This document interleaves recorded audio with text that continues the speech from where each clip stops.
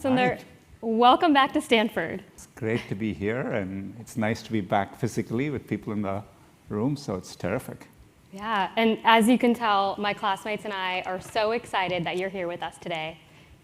And this conversation is extra special for me because your story hits so close to home.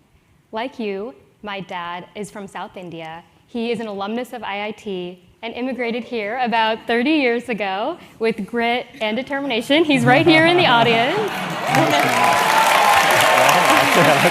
Nice to see you.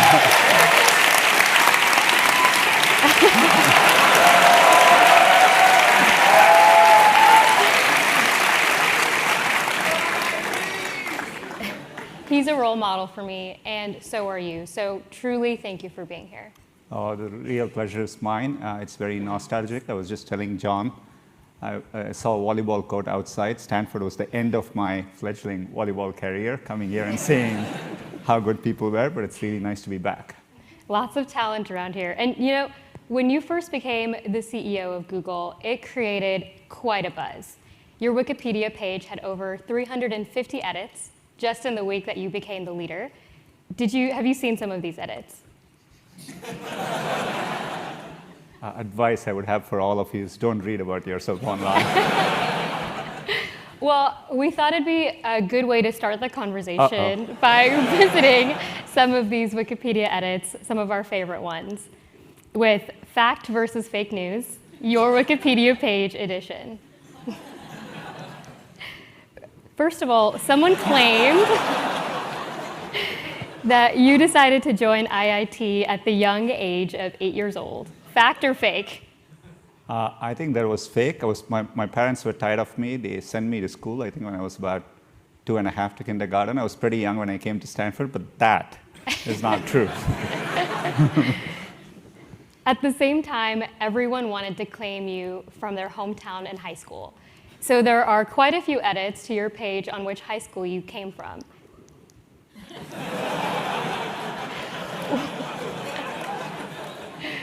Where did you go?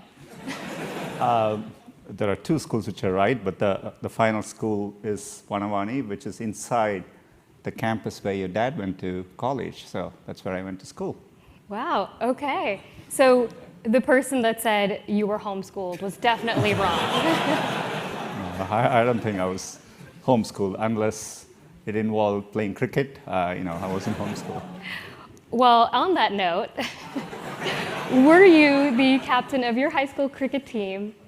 I would have loved to be, but I was quite far from it, yeah. In another life, in another life. Yeah. So now that we have... In the metaverse. Yeah. You're speaking my language. So now that we have the fiction out of the way, we can turn to some of the facts. You grew up in India with limited access to technology, and when you discovered technologies, it had a profound impact on you. How did you go from an initial delight in technology to devoting your career to access to technology for all? No, it was, I had, growing up for me, every technology transition was very vivid, even as a kid, because I had to wait a long time for it. We were on a wait list for a rotary telephone. It took 5 years to be on the wait list and get the phone. I would go to get my grandparents' blood test results, and it would be an hour round trip each way. And you would go all the way to the hospital, and they would say, it's not ready today, come back tomorrow.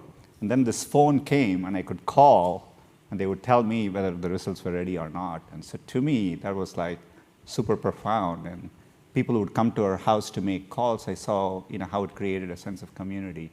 So I've always had this vivid sense of how technology can make a profound difference. And so a lot of what I've tried to do is bring that access to technology. What I got a lot more of it when I came to Stanford. Walking to Sweet Hall at the time and seeing rows of computers was life-changing for me. And I was very inspired by Negroponte's one laptop per child project.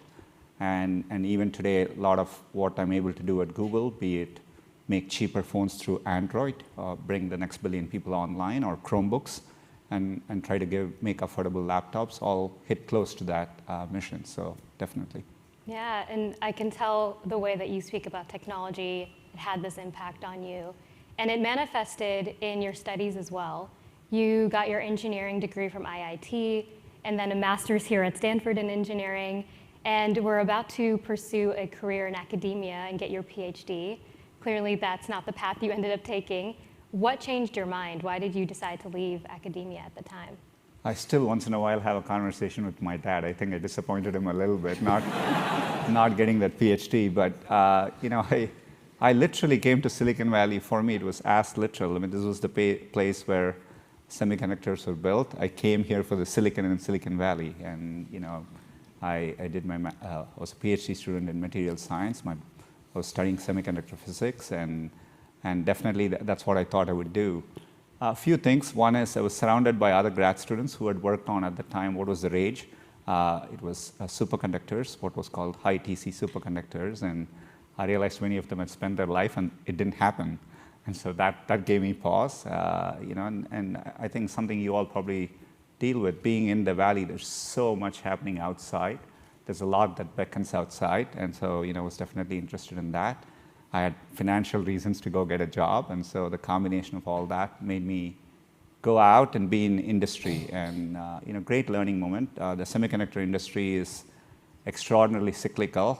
In my first year, I don't know, in the company I worked, we hired 3,000 people, and the next year we laid off 1,700 people. And so, you get out and you go through that life learning. But that was the early days of the internet too, and definitely seeing what the promise the internet had, and connecting it back to what I wanted to do, was what led me find my way back to Google. And I went to business school along the way, not here, but another great school, and eventually made it back to the Valley. Yeah, it seems like you saw the rapid change of technology outside of academia. Oh yeah, both Stanford itself is a special place. I think there are, most faculty here are very, it's a very symbiotic relationship, which I've always thought is unique amongst many places in the world. And so definitely both being in the campus, you get a good sense for what's happening outside, and going to industry here, you really get the sense for the dynamism. We take it for granted, but as I travel around the world, most people outside are trying to understand how the Valley works and how to do better. So it's an extraordinary place. Yeah, and many of us here are in a transitory period of our lives, figuring out which industry we want to go and impact. You've been at Google for now quite a while, 20 years, and faced several crossroads during your time. Sometimes choosing to leave an industry is as difficult as choosing to stay. What drew you to stay at Google over the past 20 years? It's been very busy, partly that, and it's an extraordinary place. I think the breadth of talent you see, the kind of projects you get exposed to. You're on the cutting edge of everything. It's like, I'm not a surfer, but I use this analogy. I don't know why, but it's like I've tried it a couple of times and I fail. But it feels like surfing and being on the edge of something all the time. So definitely I enjoy that, and a big part of it is if you look at our products, search works everywhere around the world. We take pride in providing it, and it's accessible to everyone as long as they have computing and connectivity, whether you're here at Stanford or kid in rural Indonesia, Google works for you, and that's the philosophy we bring across our products, be it Gmail, be it Maps, be it YouTube. So we think about scale, being able to reach people and make technology more accessible, and it's what I wanted to do in my life, and so it's a privilege to do it. Yeah, and there's no shortage of products to work on. No, there's no shortage, sometimes too many at Google, but that's another story. Yeah, one of the early products that you worked on was Chrome. You led the team, and initially there was some pushback. High development costs, competitors in the space, but you had conviction that the browser was the way to go. Where did the conviction come from, and how did you convince skeptics that Chrome was the future? At that time Eric was our CEO, Eric Schmidt, and I remember him being angry once and say, because he realized we were trying to build a browser, and he was like, do you know what it takes to build a browser? It takes because he'd gone through the browser battles. He definitely didn't, was hesitant for us to do it. Partly, how did I do it? I didn't tell people for a while.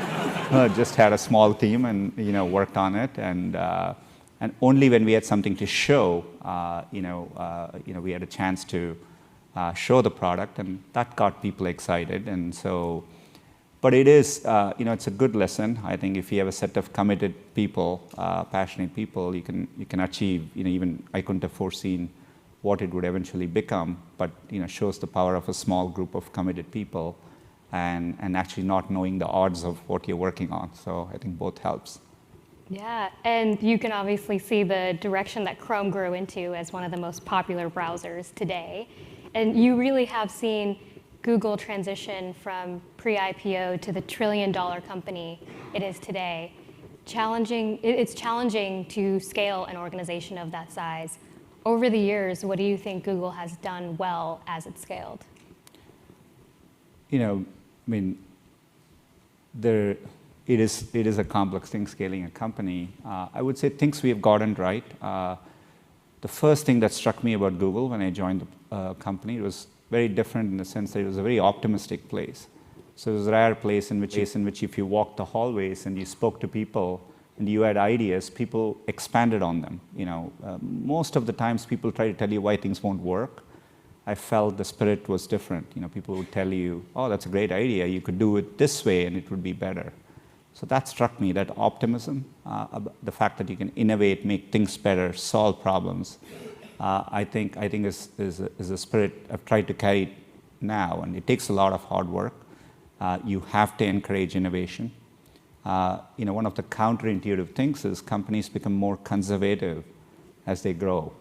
You have a lot more cash, you have a lot more resources, but companies tend to become more conservative in their decision making. And so encouraging the company to take risks and innovate and be okay with failure and reward effort, not outcomes. And that's very hard to do in an organization. People tend to reward outcomes, and which means over time, the organization becomes more conservative, they take safer bets, and so on. So a lot of scaling up is about making sure you preserve the good things you had in the early days, and that gets harder as the company becomes bigger. You have to work harder at it. But I think a big part of what we try hard to do is to keep that culture of innovating with technology, building products, shipping things, and so that's one of the many things. But yeah. Yeah, and maintaining that culture as the company grows is not easy. It's a difficult endeavor. What were some of the other kind of growing pains that you've seen Google have over the last couple of years? Yeah.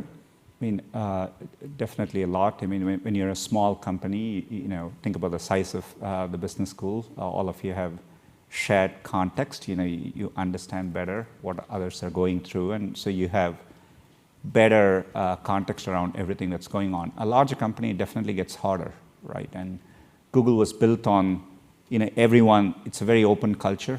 Even today, one of the most common things people tell me when they come from other companies is, they're shocked at how transparent the company is. You have literally access to what's happening across the company. But it can be overwhelming, and just because you have transparency doesn't mean you have context. It's very different from when organizations are smaller. So that's been a big part of trying to figure out how to scale up the company, and how do you organize more independently, coordinate only when needed, but can have more parts of the company move as smaller units. And that's a hard balance to get right. Yeah, and now you're at the helm of Google, and you see all of these teams working in different directions. But one thing that you've been vocal about and enthusiastic about is AI. You've said AI is the most important thing humanity has ever worked on, and many of us will go on to work with AI or advanced computing in some form. How should we be thinking about AI to help humanity versus harm humanity?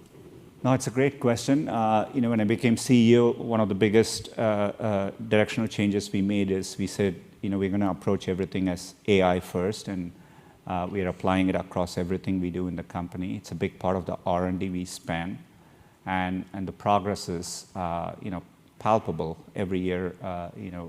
It's exciting. There's a lot of progress. I think we concretely see the evidence of just when you look at the scale at which translation works, or in search how we use AI, or in Gmail when you type and we give suggestions. It's applied across all our products, and it definitely, we can see the path by which we're making things better. I think it'll profoundly transform pretty much every sector. You see the potential in areas like healthcare. I think it'll still take a decade for it to fully play out, but we definitely see the potential. I think to your question of how do you make sure we develop it in a way, I think that the essential struggle of humanity with every technology is harnessing it so that it benefits society. You can see the same debates about the internet even before you think about AI. Has the internet been a force of good? Obviously. Has it had effects which we didn't fully anticipate? Yes, and we are, and that's the debate, and we are working about how best to address it. With AI, I think we need to think about it earlier. Part of how we are approaching, we have clearly articulated publicly a set of AI principles and publicly stated it, and we publish a lot of research, we open source technology, but that's only part of the problem. I think academic institutions need to play a big role. We were a founding member for Stanford's AI Institute, HAI, and proud to be a supporter there. I think that they're doing terrific work. But I think academic institutions, nonprofits, and the public-private partnership, government will end up having a role. There has to be regulation, thoughtful regulation about AI. You have to get the balance right so that there is innovation, but I think it's important to think it through earlier than other technologies. So I think, so doing it and engaging all the stakeholders is the only way I can think of approaching it. So it seems like it's a living, breathing framework that evolves as AI also evolves. That's right, and it needs to involve many people from many different institutions to make it work. Yeah, I want to touch on your point on technology, being forward about technology and thinking about the benefits and harms as we're building it. In a post-COVID world, many of us have realized the importance of human connection, and we crave human connection, yet sometimes technology can breed disconnection. How are you thinking about the future of quality connections with each other as technology becomes a larger part of our lives? I mean, look, technology is an enabler. Ultimately, it's people and society. We have to organize around how we use technology. I think you're raising a very important point, and thinking through about how technology is not isolating or immersive in a way in which it prevents you from engaging, I think genuinely is a good topic. I think all of us who have kids worry about it and struggle about it. I did like when our sons were playing in the middle school band. It's what you want to see them do more of. But every generation always is very worried about technology of the future. It's always been true when you look back at it, and so I think that's part of the process. Technology done correctly can enable interactions in the real world. One of the companies we spun out of Google, which was Niantic, did precisely that with Pokemon, and got people to move about and do stuff in the real world, which I found inspiring. But I think over time, part of, even if we get augmented reality right, today, when you see people on their phones walking on the streets immersed, you see that in some ways technology forces you to engage with it. It hasn't adapted enough to how humans live life. And so part of solving more natural ways by which you can interact with computing, be it voice, be computing understanding what you're looking at, may actually help us do this better. Done wrongly can be even more isolating, but done correctly with the right attributes, I think it can help bridge that gap. And so I think that's a potential for AR if done correctly. Yeah, so it's thinking in advance about the implications and then being there as the technology develops. That's right. Yeah. I want to take a step back and look at Google more as a whole, some of the biases we've talked about with AI, but more broadly, what goes on with Google's culture. In 2018, employees staged a walkout for women's rights. In 2020, Google was accused of mishandling the treatment of minorities on the ethical AI team. To start us off, as these events were happening, what was going through your head? What was your reaction? One of the fortunate things I felt is, like most companies, from day one, Google has had a strong employee voice. And for me as a CEO running a large company, I've always found it helpful because you trust your employees to get it right at scale. So I viewed it as a strength of the company. When employees speak up, I think it's important for us to take it seriously. The walkout was a moment when the company hadn't gotten something right, and that's what the walkout was about. So internalizing it, acknowledging it, owning up to it, and making the committing and making the company better is how you approach those moments. And even today, I think employee input is something as a company we value deeply. And I would argue they pushed the company to be better across all the things we do. It is complex, as I said earlier. The context around these decisions, some of these decisions are always hard. And at scale, not everyone has the full context. But for what it's worth, I've personally always felt one of the strengths of the company. And when it comes to getting AI right or doing things at scale and getting it right, and we do it in many countries around the world. And I still today take great comfort in knowing that our employees, deeply are guardians of our values, and will do everything to get it right. Yeah, and I guess these past events help inform the future decision-making of Google. How are you thinking about promoting DE&I, diversity, equity, and inclusion at Google moving forward? One of the most important moments as a company we went through, and I think many companies around the world, was the racial equity moment around the murder of George Floyd. As a company for us, it was a profound moment internally. I've never seen anything affect the company that much in the 16 years. We publicly committed to I consulted and worked with our Black Leadership Advisory group in the company. And understanding most of the company wanted to do the right thing, tapping on the moment and converting it into lasting commitment. So we have publicly committed to a set of initiatives, and we are holding ourselves accountable. We give transparency reports on how we are making progress on that, and be it committing to improving our leadership representation from underrepresented groups, be it committing to driving improvements in our products. Last year in Pixel and in our camera technology, we launched Realtone, a more inclusive way to capture pictures to cover all skin tones. I mean, these are all examples of how you can use technology to make progress here. Skilling and giving more people access to technology, particularly in underrepresented groups.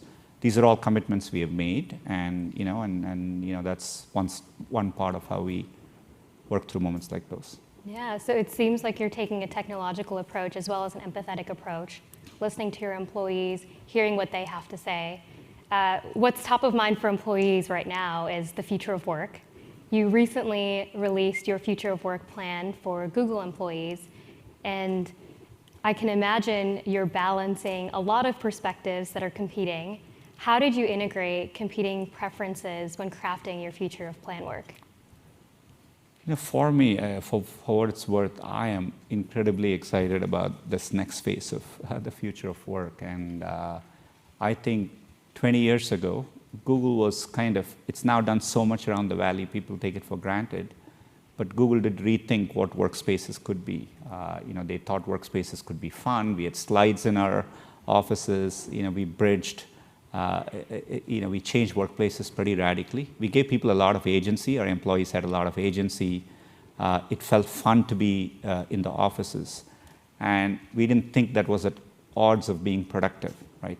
So the sense of creating community, fostering creativity in the workplace, collaboration, all makes you a better company. I view giving flexibility to people the same way. To be very clear, I do think we strongly believe in in-person connections. But I think we can achieve that in a more purposeful way. and give employees, again, more agency and flexibility. So I think hybrid work is great. We're going to leverage the scale of the company. We have many locations around the world, so people can move to other places and work. We are starting with a 3-2 hybrid option, but we have encouraged employees to apply to be fully remote as well, and we have supported 85% of those applications. So I'm excited. You earlier asked about diversity. One of the best ways we can now approach diversity is actually showing up in places where diverse talent is. And more importantly, when we get that talent, them being in communities which have the supporting structure for them. And so we are now in Atlanta, in Chicago, in DC, recruiting employees. I think being able to support the participation of women in the workforce, I think the flexibility is going to be a huge asset. So I'm excited by it, and I think, I find when people come back, and people are very excited to come back to the office, by the way, as we have opened up, we are easily at over 70% already back to our pre-pandemic, presence in the offices, and it's growing. But giving people that choice, it always bothered me that the stress around commutes, or when people had parent-teacher conferences or doctor appointments, balancing all that, there's a lot of stress which people were carrying. So I think it gives us a chance to rethink. Also, as a technology, since we build products like Gmail, Docs, Meet, and so on, it gives a chance to rethink products too, and make it all work better. So, I think it's one of the most exciting things that's happening in the workforce, and I think you'll see the benefits of it over time.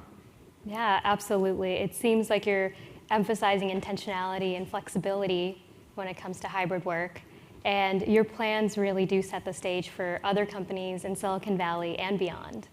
So we're all looking to you and your leadership for guidance on things like this. So you also recently just got back from Warsaw.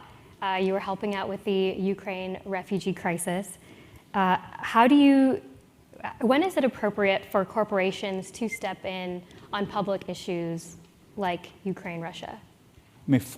Well, first of all, for us, we are directly involved because both we have employees in Ukraine and Russia. Our products work in these regions. Being an information company, at moments like this, it's really critical for us to get these moments right. So we approach it a few ways. Foremost, the safety of our employees, like every other organization, making sure our employees are safe.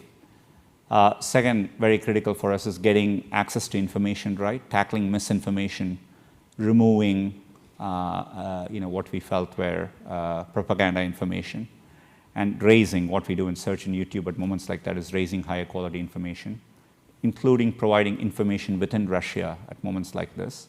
It's been a large part of the work we do. Launching important things like air raid alerts on Google Maps in Ukraine. Being in Warsaw, one of the things that struck me, and it's true for pretty much everyone there, an average Google employee had 2 to 3 refugee families with them. These are mainly women and children. People don't speak the same language all the time. People using Google Translate on their phones to communicate. So we had to do a sprint to get the language translation working right. We opened up a portion of our space to NGOs, as well as entrepreneurs from Ukraine. And more importantly, we committed to investing in Poland. So we announced a $700 million investment, both in office space and to hire more people in Poland. And we're going to commit to investing in Central and Eastern Europe at this pivotal time. But I think it definitely the war shows how much we have to continue fighting for, and so it's an important moment to get right. Yeah, it's incredible to see corporations like Google committing time, resources, financial investment, and technology to causes like this. And I'm personally in awe of how many causes that you're invested in. Apart from Ukraine, Russia, you also have announced plans recently in investment in Africa and things like job skills training for low to middle income folks. More broadly, how do you choose which causes you want to invest your time and effort into? It's a great question. With a company at scale, there's a lot of things that come your way. I think you have to be disciplined about where you think Google can make a difference, and what is a unique perspective or value proposition you can bring to the table. And over time we have understood by things we can do well and things other organizations are better at doing.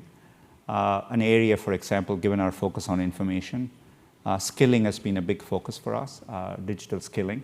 I think there is no substitute for college, but unfortunately not everyone can has access to and can afford to go to a college. And so skilling people, bringing them, giving them access to digital skills has been a big push.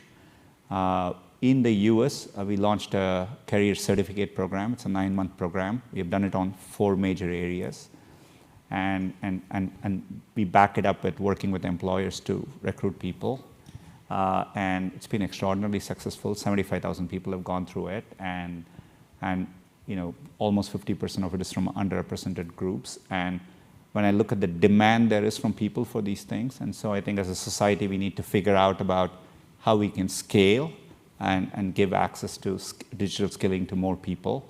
So, but that's an area where we feel Google can strongly contribute, and so we choose and get involved in areas like that. Sustainability is another one. So we choose where we think we can add value.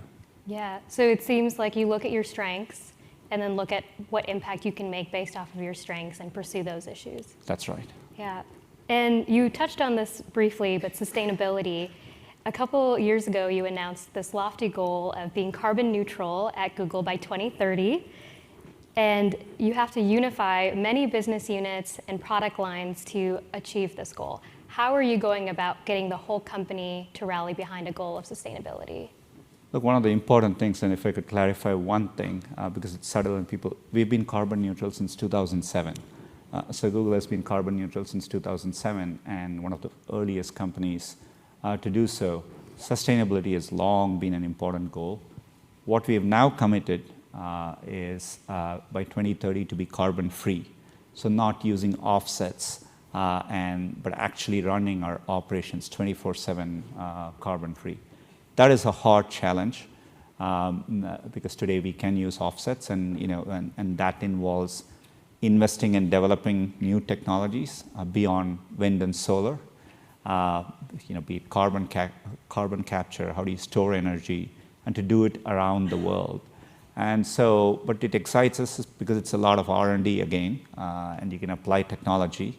And when we bought some of the earliest wind and solar contracts in 2010, and costs have fallen by 85% in the last 10 years. And so again, looking at these new technologies, we just have a whole data center now up and running with geothermal. And so tapping into new technologies, and we want to bootstrap it and help drive the technology and the cost curve over the next decade so that we can reach there. But it's a challenge. It stresses us out. But I'm incredibly excited as a technologist, the chance to make progress like that. Yeah, and none of these big initiatives were asked of you and asked of Google. These are things that you as a company and you as a leader have decided to take on. The theme for our slate of speakers this year is beyond expectations.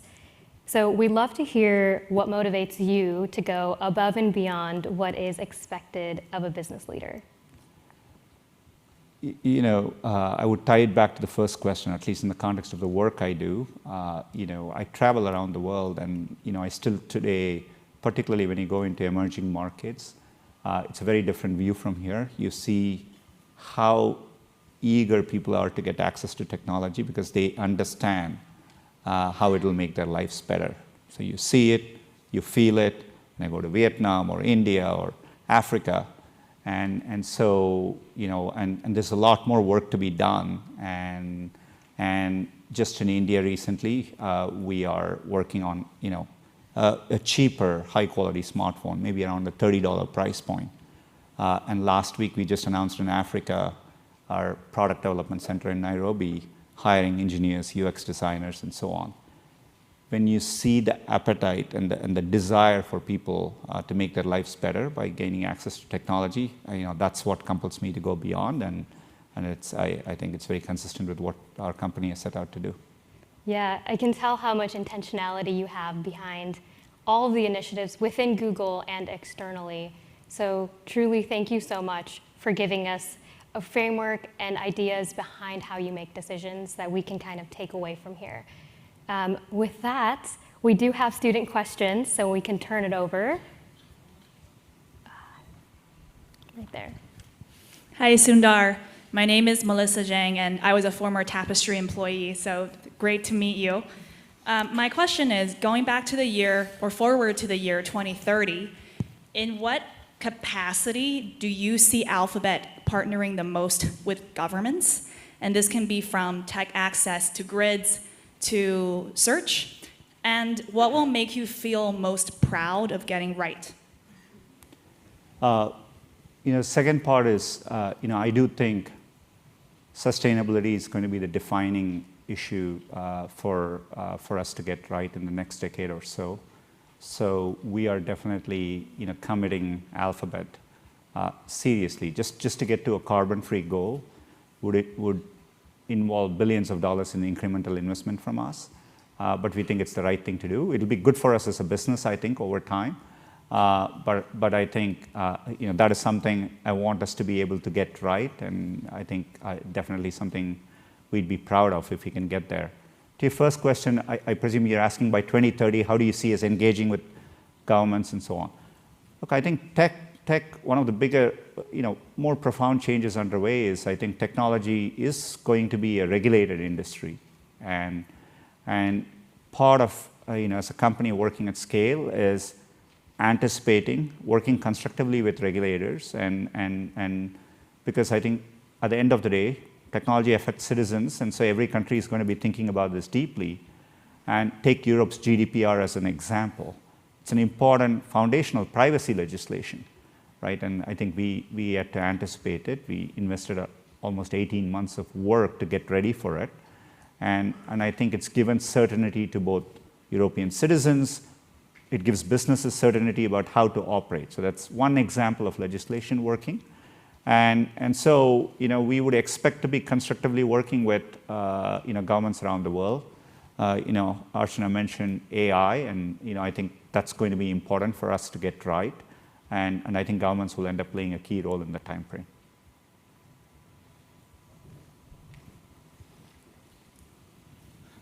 Hi, Sundar. I'm Shanice. Thank you for being here. Yesterday, we had the privilege of having Barack Obama on campus, and he spoke about how changes in the way we communicate and consume information has a massive impact on our democracy. So while Google is not a social media company, I'm curious to know what you see Google's role in that debate is. I mean, first of all, I think it was an important speech, and I think this is something we think about deeply. It's in our stated mission. If you think about search, this is what we are trying to do for every query, right? We are trying to sort what is higher quality information, and so it cuts to the essence of what we do. In YouTube, we brought the same principles. One example, such a complex topic, but maybe I can answer it with an example. It's actually easier to do this as a company when society agrees on an area. So when society converges and agree, you can see that happening in the context of the war, Russia-Ukraine, and I think that's why you see a lot of companies be able to get it right. When society is very divided about where to draw the lines, it inherently gets harder. But the way we approach is generally, on important areas, to use YouTube as an example, we raise what we think of as authoritative information. That's journalistic content. Or in the case of, if it's health related, maybe from universities or hospitals or public health organizations. So we use those tools, just like we have done search, to try and think hard about what are higher quality sources of information, and we view that as a goal. And that's one way by which we tackle the problem. But it's an important issue, and I think part of it is, if there are better rules, including laws and legislation, I think it'll actually make it easier. But you'll find writing the law and legislation is hard, because I think as a society, we're still grappling with what what we think is the right answer for many of these things.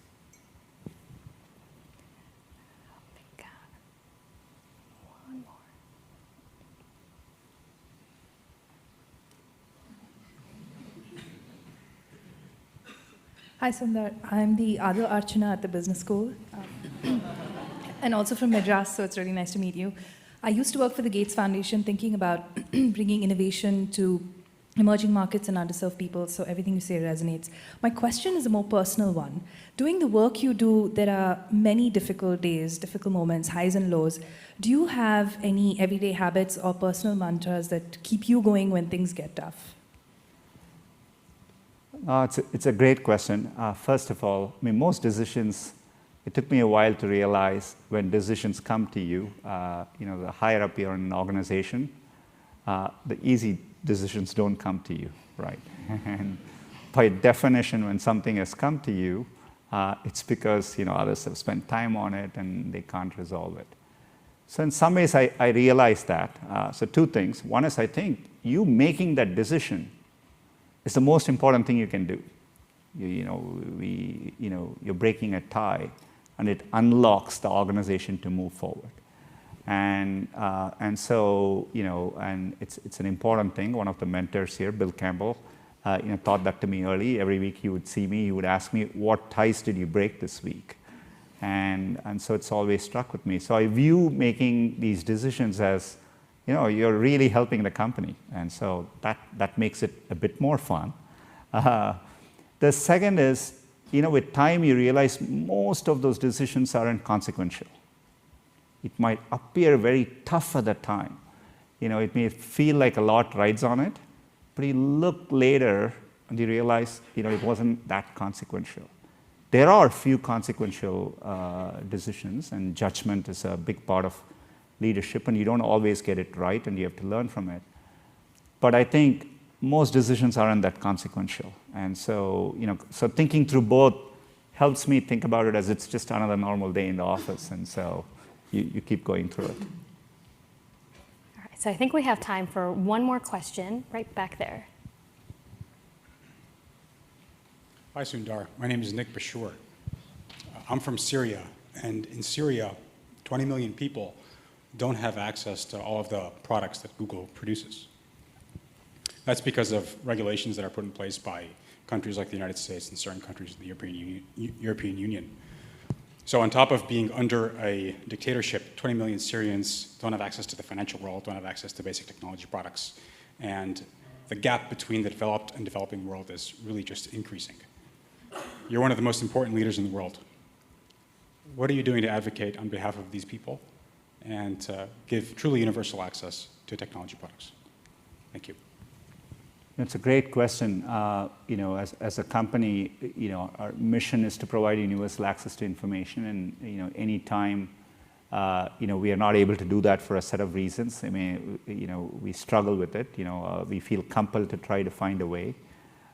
We do have to comply with laws as a company, and in areas like Syria, the ways we have contributed. We've been involved in the refugee work around Syrian refugees for a long time. We build access to open source technologies in many of these cases, and and support things. Android is open source. Things do make their way into these countries, so we work at an open source level in areas where we are not fully able to directly work. But I think it's an important question. I don't have all the answers here, but thanks for asking it, and I'll think about it more. Awesome. So we typically conclude our conversations with a lightning round. I will start a sentence and you will finish it. So it's a fill in the blank. So first of all, something that inspires me is? Watching the next generation blossom, and I think society always worries that the next generation isn't as good as they are. That is not true. And the next generation ends up making the world even better. So that inspires me. I am the most proud of? Trying my best to do the right thing by the people I am involved with, both obviously personally and professionally, people I work with. During my time at Stanford, I loved. I used to love just being out in the quad and sitting and grabbing lunch with friends. Driving today reminded me of that, for sure. I am the happiest when. Many things, but being around people building products and solving problems, still something makes me very happy. And finally, the best piece of leadership advice I've received is? Be authentic to yourself and be the best leader you can be. I think there's no one right template, and don't try to be in someone else's mold. It's wonderful. Sundar, thank you so much. It's been such a pleasure. Thank you.